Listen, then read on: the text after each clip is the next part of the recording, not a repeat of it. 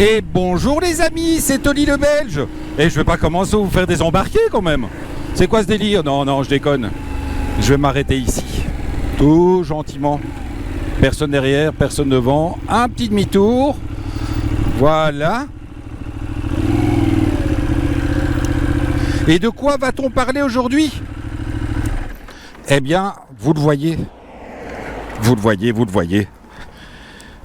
C'est la nouvelle Benelli 752 S. Oui, j'ai la chance d'être un des premiers journalistes à recevoir cette bécane.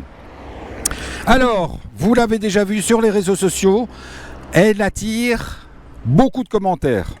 Pas spécialement toujours de très bons commentaires. Alors évidemment, moi je me suis posé la question. De quoi va-t-on parler pour cette Benelli?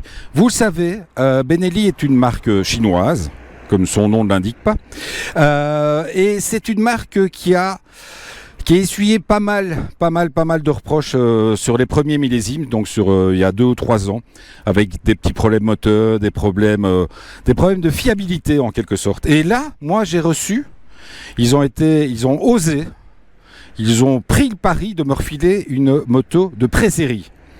Parce que comme vous le voyez, effectivement elle est nickel, elle a un verre particulier, certes, mais surtout c'est une plaque italienne, tout simplement parce que la moto vient vraiment directement, elle était montée en Italie et elle est censée être... c'était vraiment une des toutes premières, elle a fait tous les salons, etc. Donc, force est de reconnaître que on participe un petit peu à la mise au point de cette moto. La base est très bonne. Je trouve que les suspensions qui sont énormes, hein. Vous voyez la fourche est hallucinante. C'est une Marzocchi, le frein Brembo, etc. La suspension est arrêtée d'une manière assez particulière parce qu'elle est assez souple sur le début de course et elle talonne assez rapidement. Ça n'empêche pas une bonne tenue de route, hein. La moto est assez stable. Elle passe très très bien en courbe, mais on a un petit peu, ça fait un petit peu bizarre. Surtout que les pneus sont quand même assez gros. Donc voilà. Autre chose, évidemment le look. Moi je trouve que le look est nickel. Il est malheureusement entaché de petites choses comme tout le monde m'en a parlé. Ce superbe surtuyau de radiateur qui fait un peu tâche, qui fait un peu préparation. Il y a des choses qui sont sympas quand ça fait préparation. Ça fait un peu le truc fait maison.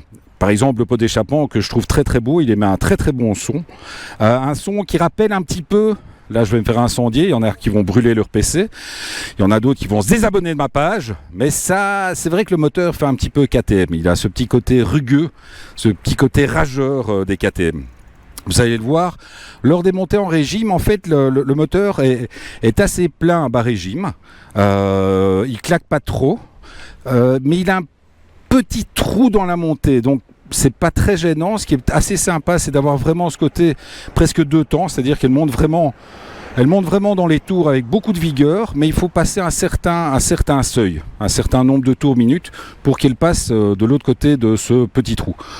Le look est sympa. Je trouve qu'elle, franchement, ici, on va dire de nouveau, hein, la couleur est assez particulière, pour le reconnaître. Comme dirait mon épouse, elle est verte. Bon, difficile de dire autre chose. Oui, elle est verte. Je trouve que il y a plein de petits détails très très sympas. Vous allez voir, le tableau de bord est très sympa. La selle a vraiment une très très belle courbe. Alors comme souvent, chez Benelli, ils aiment le ferme. Donc, elle est dure. Il faut le reconnaître. Heureusement que la suspension est assez souple parce que c'est quand même du très très dur. La conduite, franchement, est nickel. La consommation, pour l'instant, en roulant de manière plutôt, pas trop énergique, hein. Je me suis plutôt baladé, en plus il a fait dégueulasse, vous le voyez, c'est pour ça que la moto est aussi sale. On tourne à 3,5 litres, 4 litres 2. Donc le réservoir est énorme. Donc je pense qu'on peut se faire à l'aise 250 bornes sur un plein. J'ai même pas encore réussi à aller jusqu'au bout du plein. Donc voilà, c'est quand même de la bonne balade. Il y a moyen de faire de la bonne balade. Vous savez que Pour moi, c'est important, hein, la capacité du réservoir. Je trouve que lorsqu'on a une bécane comme celle-là qui permet de faire de belles balades, c'est toujours super ralent d'avoir des mini-réservoirs qui vous permettent même pas des étapes de 150 km. Là, on est à l'aise à 250 parce que, bon, bah voilà, elle est vraiment... ça passe sans souci. Bon, donc, on va vraiment rerouler maintenant. On va aller un petit peu se balader dans la montée. Je vais vous montrer la petite cinématique du tableau de bord, hein. Sympatoche, Benelli, le petit son, sympa. Évidemment, j'ai pas trop de chance quant aux voitures, parce qu'il y en a beaucoup. Putain, ils vont pas me laisser. Donc, alors, il faut aussi savoir, si jamais vous cherchez, pour changer, c'est ici, hein, sur la base du rétro, il faut le trouver. Moi, j'ai eu un peu de mal. Allez, ça a l'air d'être un peu plus calme. On va essayer de faire la montée à l'aise.